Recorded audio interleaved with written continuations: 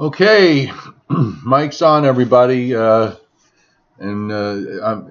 wasn't able to schedule this ahead of time as I wasn't 100% sure what my day was going to. Mic's on, everybody. I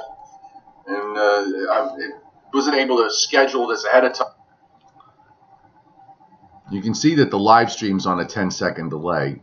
Hang on. I think I got it straightened out here. Okay.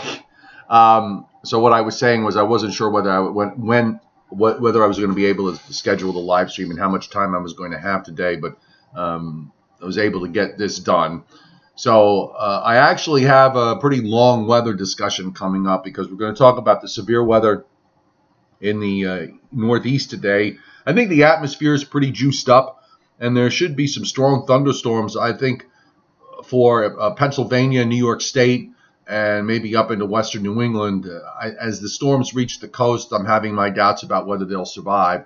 And, of course, the other issue now, the remnants of Tropical Storm Harvey over the Yucatan Peninsula heading into the southwestern Gulf. And models are becoming pretty bullish on development here. And there are actually a few bizarre scenarios being portrayed by some of the weather models. I want to kind of put some context into it and put it into perspective because while conditions do appear like they could be favorable for strengthening, it's got to get there first. So we need to see some evidence of what happens once it emerges off the Yucatan Peninsula, that indeed we're going to be dealing with, the very least, a strong tropical storm or possibly a hurricane of some sort in the western Gulf of Mexico. So let's move along to that. And I'm not going to be able to stay for a chat at the end of this, but certainly we'll be participating in your conversation on the chat board. So just bear with me and let's get this going.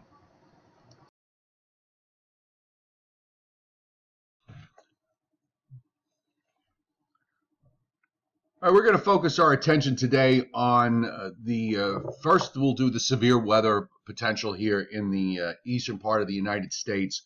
And then we're going to talk about the remnants of Tropical Storm Harvey, which I think are probably going to develop once it moves into the southwestern Gulf of Mexico. But the severe weather comes first, and we are looking at a very active situation, I think, developing for later today. I haven't been particularly bullish with the severe weather outbreaks lately, but I'm thinking today might be one where it could actually perform according to expectations. And the Storm Prediction Center has actually added an area of enhanced risk across much of upstate New York and much of northern and northwestern Pennsylvania, or just about into the northeastern corner of PA, with slight risk running to the New Jersey border, down into West Virginia, and on over into Kentucky. We've got slight risk also in southeast Ohio, marginal risk kind of angled west of Boston to about New York City, to just south of Philadelphia, to Washington, D.C., Baltimore, and so on. I think the main concentration is going to be in the area of slight risk or enhanced, where there could be some pretty hefty boomers that will develop later today. Now, I want to show you a couple of things that are going on.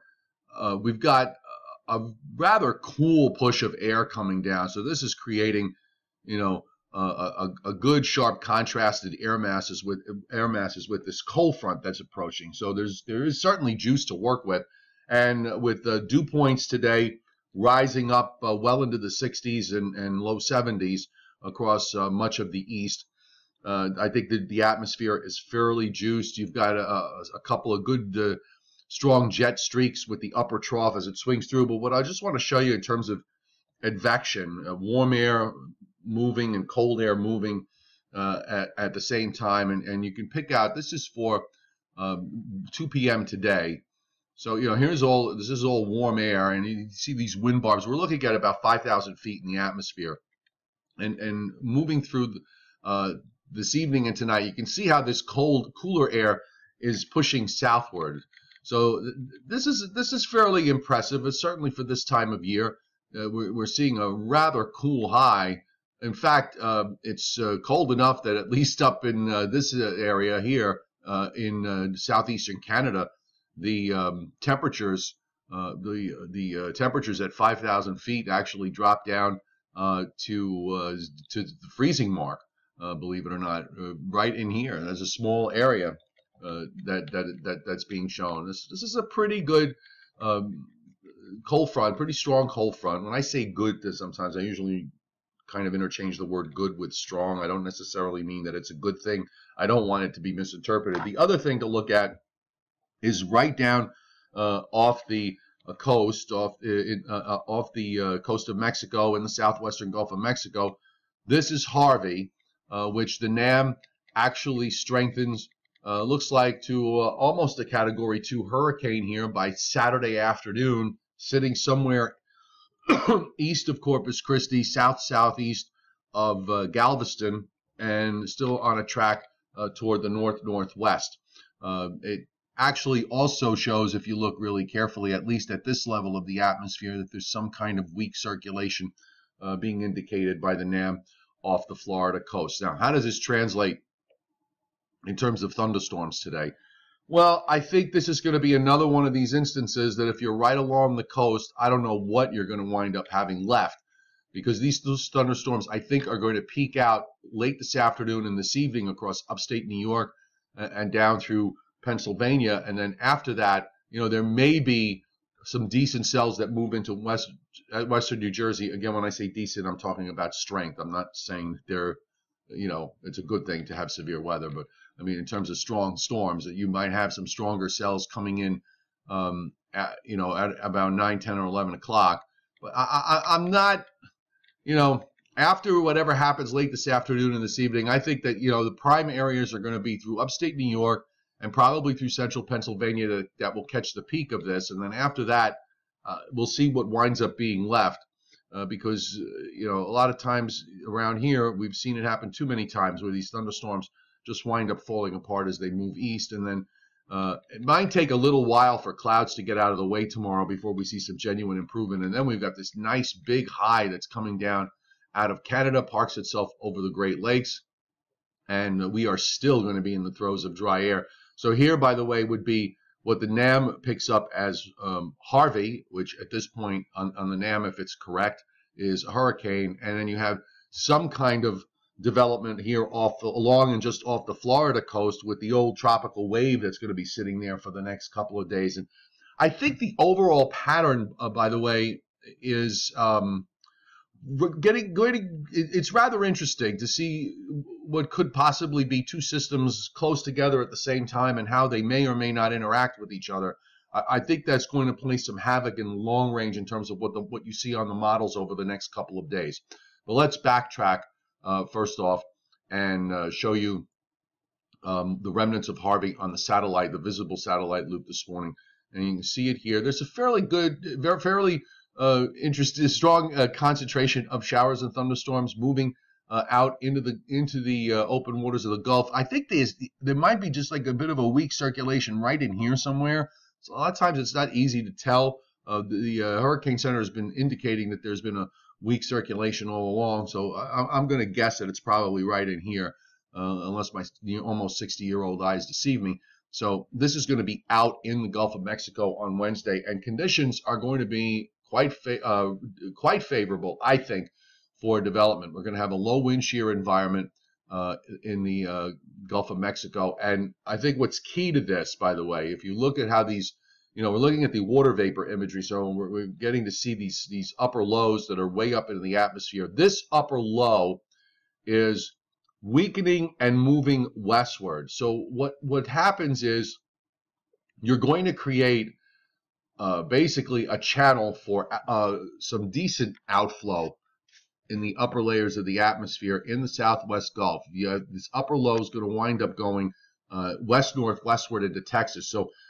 you'll have the remnants of Harvey basically sitting on the edge of some very, some what could be some very ideal outflow conditions for a developing tropical cyclone. So I'm thinking that we might see this thing at the very least develop into a strong tropical storm, and there's a lot of model guidance that wants to take it up into at least a Category 1 or 2 hurricane before it impacts the coast. But it's got to get there first, folks. Let's jump the gun. I think we just have to kind of recognize that the way models are kind of zeroing in at this point,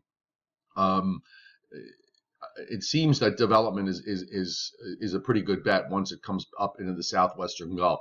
In the meantime, the old tropical wave 92L is off the Florida coast and in through the Bahamas, and it really doesn't, look like much today, and it might not look like much for another day or two, because this thing is just going to probably sit here. And of course, down in the tropical Atlantic, you've got this massive upper low sitting along 25 north, right in the middle of the Atlantic, that is going to be impacting development of any systems coming off the Cabo Verde Islands until further notice. So as long as this thing is out here, it's going to create rather hostile conditions. You can see, by the way, you got this dry air back again. So let's move forward here. Let me just show you what some of the track model guidance has. And then we're going to look at the European, because the European was pretty interesting. But here is the new track model guidance for this system. And you can see that a vast majority of the models, the concentration of the models, take it pretty much northwestward toward the Texas Gulf Coast. Corpus Christi is here. You've got Galveston, Houston up here. So, somewhere in between there, we get landfall. And by the way, notice too that there are a couple of bizarre tracks being shown by a few of the models, and the European was among one of the ones that, by the way, showed a bizarre track. So it could be indicative of the fact that steering currents may eventually wind up being pretty weak with what's going on in the upper layers of the atmosphere. Now, the intensity guidance is interesting because virtually all the models but two strengthen this to at least a tropical storm, and a fair number of them take it above Category 1 hurricane. And even one model takes it up to Category 2. Now, there certainly is enough time for that, and the track of this is going to take this over water over a long trajectory.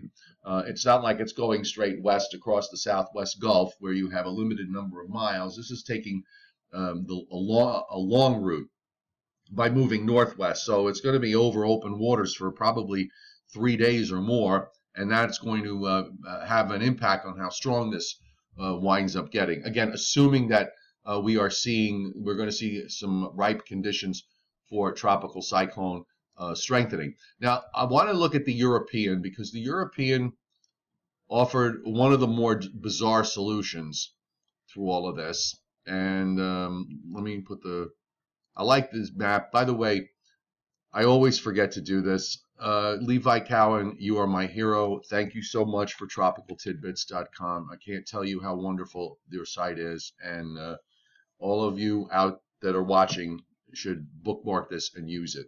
Okay, so here's your 998 representation of the Tropical Storm Harvey. We are, by the way, just to give you, let me put the time frame here so you can see that a bit better. So we're at Thursday evening. By Friday evening, now the European's initial track is a little bit on the southern part of the envelope of tracks that we have. So it doesn't really get it to hurricane strength, but it does get it to a strong tropical storm strength, and it looks like it takes it right over Corpus Christi.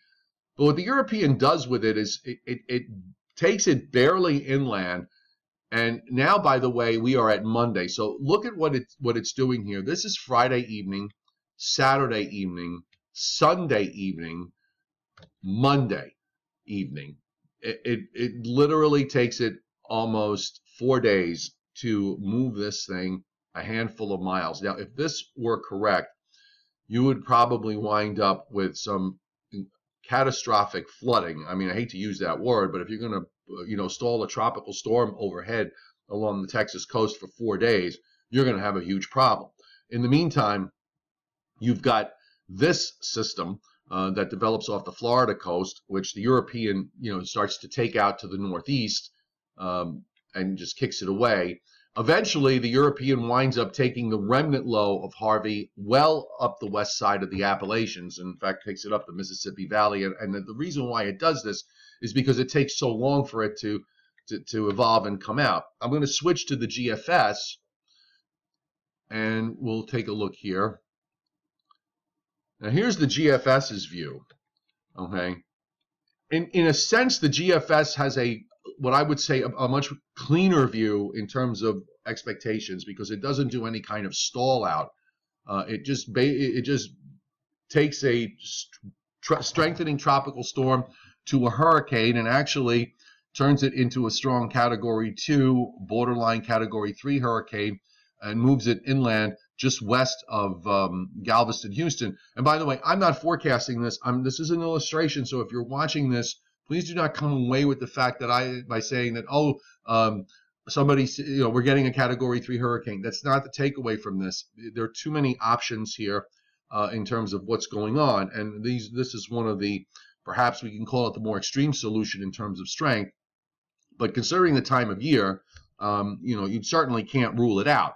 Now, again, going back to what I was saying about a cleaner look, this doesn't have a stall out, so it just excuse me, basically moves it along and moves it northeast and then eastward, slows it down, and by Monday afternoon, now here's where the models are kind of interesting to me, because this thing is lifting out faster, it's having an impact. Whoops. Let me get that. There we go. Because this thing is lifting out faster, it's going to have an impact on whatever develops off the Florida coast. This one is going to wind up, at least on the GFS, saying by coming out faster, it goes up the west side of the Appalachians. That might have an impact in tucking in this Florida system. The system, if it develops off the coast of Florida, may wind up being a little more tucked into the coast before it moves out to the northeast. So that's something that, it kind of has me a little intrigued. It almost looks like a winter scenario where you have a primary low going up the west side of the Appalachians and then a secondary low that develops on a warm front, and in this instance gets kicked out to the northeast. In the wintertime, usually what happens is you'll wind up with some kind of secondary low that forms and moves up straight north. Now, we need to look at the upper air here, and I'll just show you that the model here kicks that ocean low straight to the east, and it brings the low west of the Appalachians up over into the eastern lake. So this would be, brings remnants up. It's been my experience that when you have a tropical cyclone, that the remnants of a tropical cyclone that move up the west side of the Appalachians, it is not a big rain producer in the east. They really have to come up the east side of the Appalachians to be problematic. So this would suggest that this would not be the case, although there might be some showers with some sort of cold front after it goes by. And you can see that actually is by day 10, which is September 1st, we have another cold front coming through with another big high coming down. That's going to be a fairly decent shot of cool air coming in for the Labor Day holiday weekend. So that'll be interesting to watch to see if that happens. But let me just backtrack and let's look at the upper air. This is going to be a long video today, folks. So here we have the upper air scenario through this. And this is what I think we got. I want to see how this evolves over the next few days. I really has me intrigued. Here we have the upper trough in the east, which, by the way, is going to linger here for quite a long time. There's our representation of Tropical Storm Harvey. We don't have anything representing what may or may not be off the southeast coast of the United States. Okay, so that trough actually functions as just a way of creating general weakness in the upper flow down into the western Gulf states. So, this is going to open the alleyway to draw this system further north to begin with. And then that trough is still there into late Sunday night, and Monday into the east before it finally starts to pull out. And you notice that this winds up developing into a separate entity. So this bottom part of this trough here, rather than lifting this up northward because you've got this in the way, this winds up getting kicked out to the east. So, one of the questions I would have through all of this is, what if, and it's a big what if, but what if this thing is weaker? What if this trough is a little weaker and a little faster to pull out? Will that produce more room for this to track a little more tucked in? I would probably say the chances of that are pretty low. But it's not something that, I want to completely discount because, we are talking about a week out into the long range, and a lot of things could wind up happening. Speaking of the long range, let's widen out real quick because we spent a lot of time here today on Harvey and everything else that's going on. So here's our upper air going forward. Let me roll back while it loads. And okay, good. All right, so our upper trough is swinging east with our cold front today. So here comes a nice cool Canadian air mass. Here's what represents Harvey, and then it kind of just sits there. And here we have, by next week, you've got what's left of the upper trough in the east, and then you have this the upper air representation of the remnants of Tropical Storm Harvey, ridge out in the west, busy jet across southern Canada. So let's take it forward and see where that goes. And you can see the model creates another strong trough swinging across the Great Lakes and through the northeast. So that would be that air mass that I was showing you for the Labor Day weekend. And then that pulls out. And then we still have general troughing here in the east, although it does pull up into Canada toward the end of the period. But I don't know how real that is. Beyond day 10, everything always becomes quite a bit suspect in terms of our analysis. So let's leave it at that. Just to recap, we've got this severe weather risk today for the Northeast down into parts of the Ohio Valley. And the extension of marginal risk that goes quite a ways to the southwest. We have the remnants of Tropical Storm Harvey over the Yucatan Peninsula moving toward the northwest. And once it moves into the southwest Gulf, we're going to see the chance for some development. In the meantime, it's one more really hot day here in the eastern part of the United States, and I'll get you the eastern satellite loop. Here's the cold front that's getting ready to move on through for late tonight, early Wednesday morning, and we'll have some thunderstorms ahead of that, and nice dry Canadian air coming in behind it. I can hardly wait. All right, folks, have a nice day. Thank you. If you've lasted this long, you're amazing. I hope you've subscribed to my YouTube channel. It's absolutely free, and of course,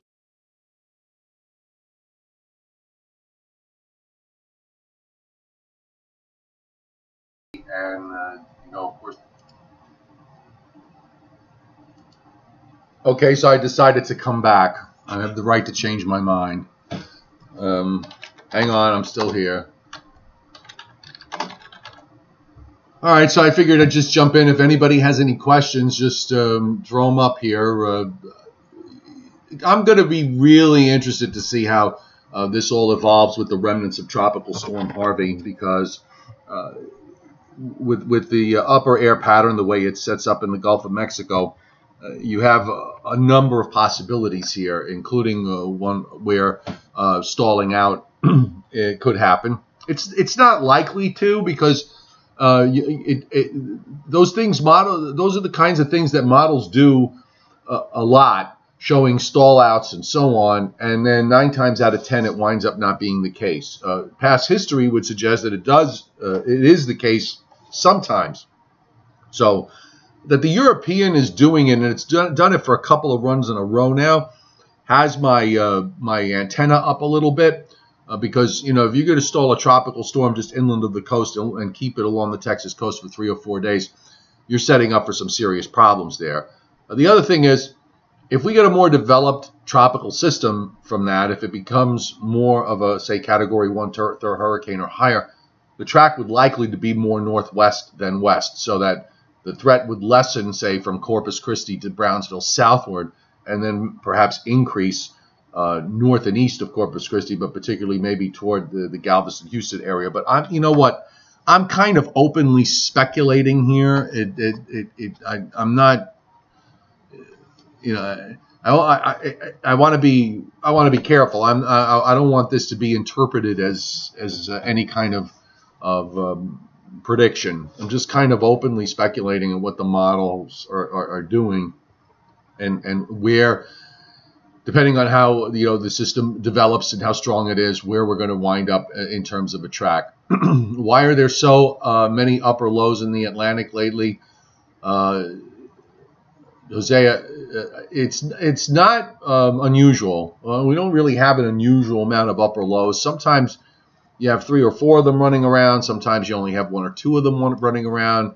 In rare instances, you may have just 1 or none for a day or so. But I'm not really seeing anything unusual. It just happens that they're out there. And you got to remember too. You need those. Depending on where things are, how things are setting up, you need upper lows someplace in order to generate favorable upper air patterns for development elsewhere.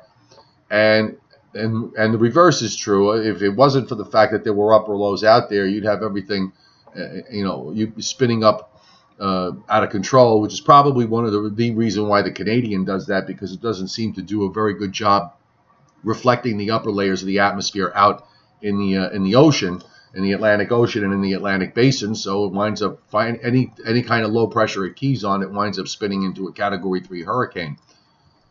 How is the cold front timing for Boston, as well as temperatures through Labor Day? Boy, Delvin, you really want a lot, don't you? It's August 22nd. The front comes through. It's going to linger near the coast early on Wednesday. It might take a little while for the front and the clouds to sag southward to get out of the way, but I would think by mid-morning on, it should become partly to mostly sunny, and then the rest of the week and into the weekend look good.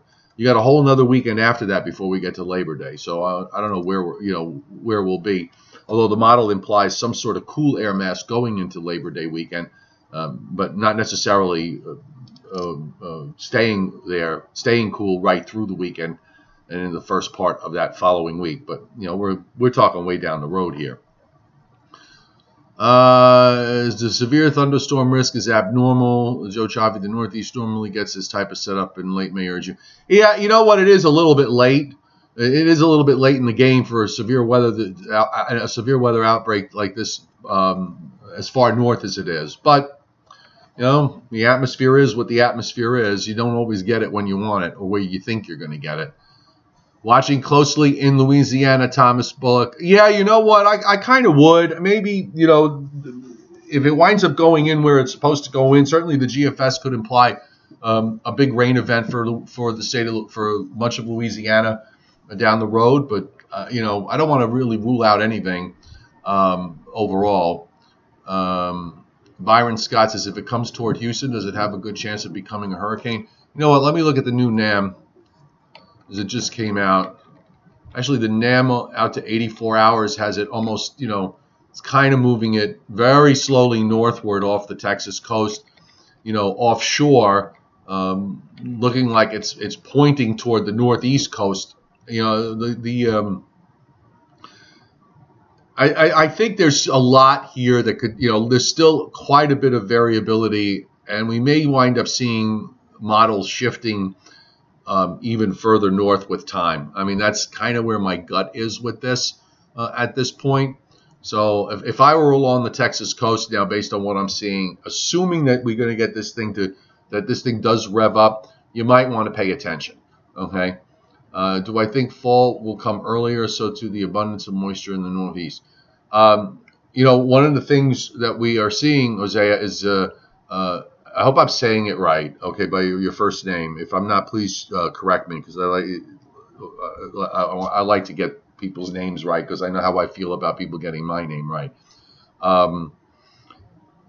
We've seen this trough in the east, and I've been saying for many weeks now that as we get deeper into August and into September, we should maybe see some fairly more robust cool air masses coming down, and certainly the one that we're getting starting tomorrow and taking us into the weekend has the look of a pretty nice robust air mass, and maybe the one behind it too. So I would think if we can continue with the same pattern, we're going to have frequent cold fronts coming through every 3 days with refreshing Canadian air masses coming down behind those fronts, and only a minimal amount of warm up ahead of it. Mid-Atlantic highs bring the storm track to the coast, Okie. To our coast. Okay, I'm not sure where we're going with this.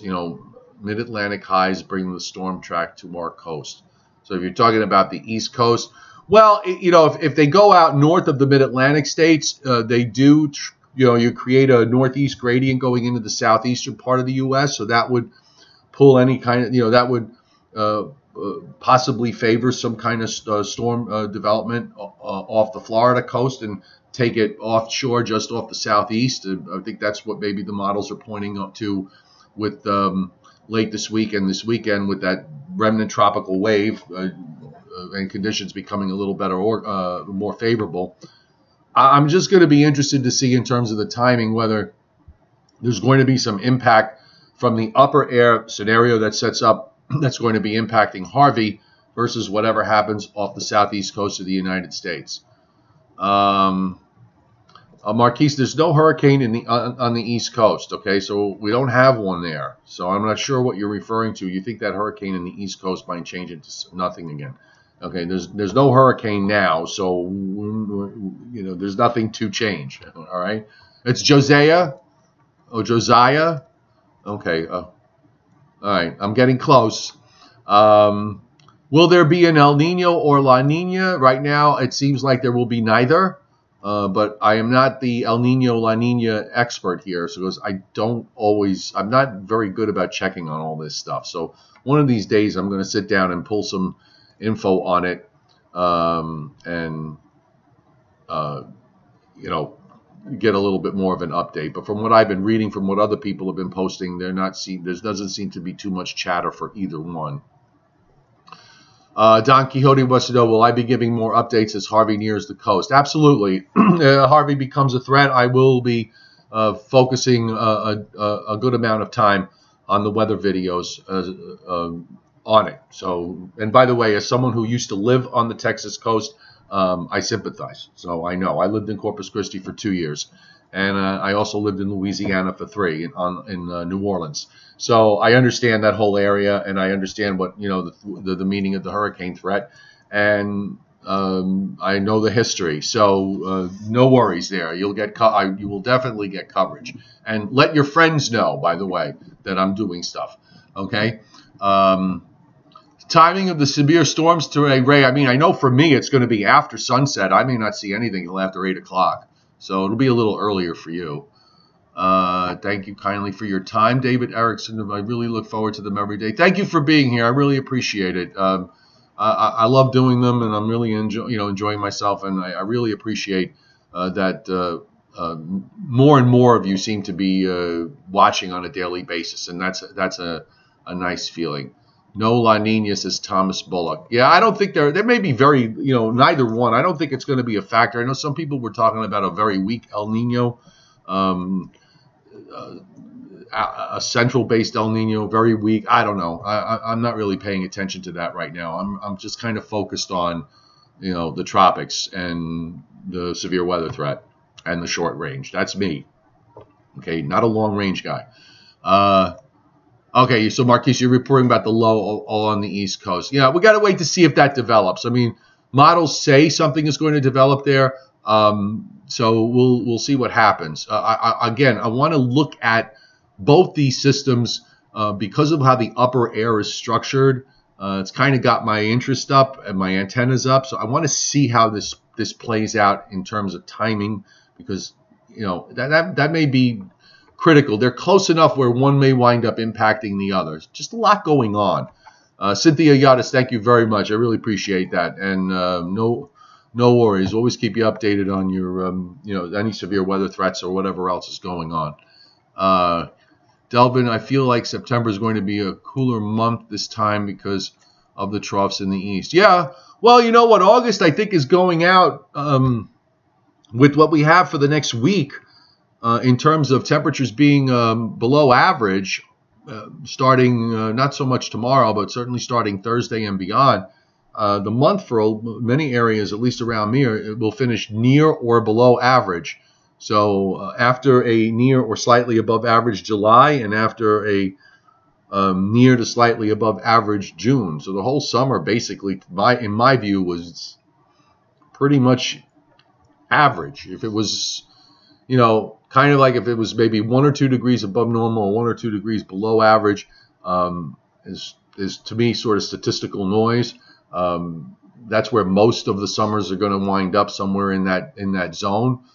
There weren't that many 90-degree days, and certainly for this month, I think this for a lot of places, today may wind up being the only day it goes to 90 for the entire month. So it's been quite unusual. I mean, I guess it has been quite unusual to have an average month, a string of near or slightly above or slightly below average months for the last few months, after so many months of above average. And last August, which was, I think, over 4.5 degrees above average up my way.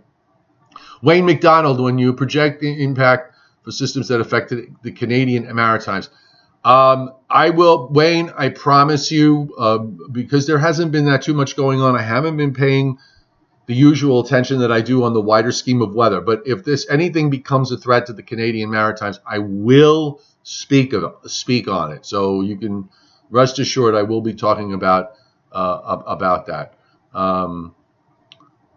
I'm thinking Raymond asking about whether a tornado or severe thunderstorm watch. I think you could see probably a severe thunderstorm watch. To me, makes more sense.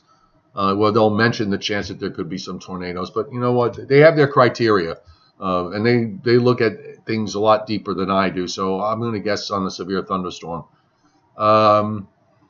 We haven't even had it down to 90 much in August either. Okay, so you're saying you haven't actually seen the thermometer go below 90 this month, Okie AG, or up to 90. Okay, I'm just not sure. Delvin, I like the cooler weather when school starts. I remember when I went to school, and that was a day where there was no air conditioning anywhere, back in the day. Okay. Arseny, will the low is currently in Ontario affect us in the northeast mid-Atlantic? Are you talking about the low with the cold front coming through? That's what that low's moving eastward. I think if that's what you're referring to. Finally feeling satisfied with my long stream show. All right, Delvin, you've gotten your almost 40 minutes here, and past where I was thinking of going, because I have to get ready for work. So, with the cold front. Okay, so yeah, that low's got the cold front trailing with it. So yes, any high temp when school starts around, because I ain't have time for that, Marquise.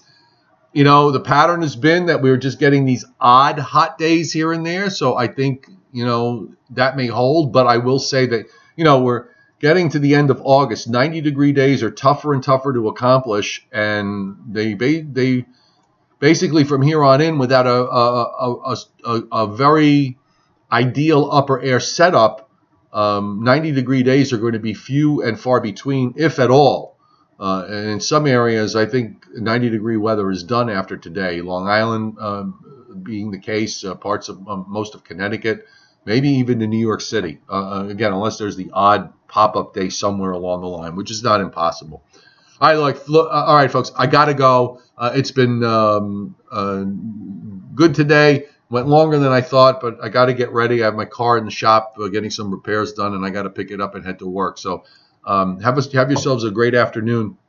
I'll update everything on the website, meteorologistjoechaffee.com and weatherlongisland.com for you Long Island folks, and nycweathernow.com, where Angry Ben is in charge. And just remember, if you're new and if you lasted 41 minutes and 27 seconds, you need to subscribe to my YouTube channel. So there's a subscribe button that pops up on the screen at some point.